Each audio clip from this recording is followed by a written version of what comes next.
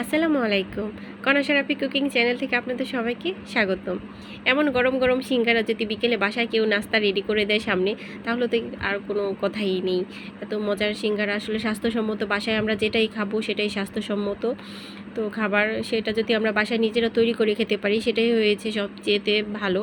তো সবাই চেষ্টা করব বিকেলের নাস্তাগুলো আসলে আমরা বাহির থেকে কিনে না খেয়ে বাসায় নিজেরা আসলে তৈরি করে খাবো। এই সিঙ্গারা বানানো তো আসলে অনেকই সহজ, অনেক অল্প সময় আমরা তৈরি করে খেতে পারি। তো আজকে আমাদের বিকেলে আমরা অনেকগুলো সিঙ্গারা বানিয়ে খেয়েছিলাম, আসলে অনেক সুস্বাদু ছিল, অনেক মজা হয়েছিল আলহামদুলিল্লাহ। তো আমরা খেয়ে আসলে অনেক ভালো লেগেছে। তো এরকম বিকেলের নাস্তা আসলে আমরা বাহির থেকে কম কিনে আমরা বাসায় রান্না করার চেষ্টা করি। আর সাথে ছিল আতা ফল। এই আতা ফলটা আসলে আমাদের গাছের না, এটা আমাদের একটা আন্টি দিয়েছিল। তো আতা ফলটা আসলে অনেক মজাদার ছিল। তো আমাদের রেসিপি যদি ভালো লাগে অবশ্যই আমাদের সবসময় পাশে থাকবে।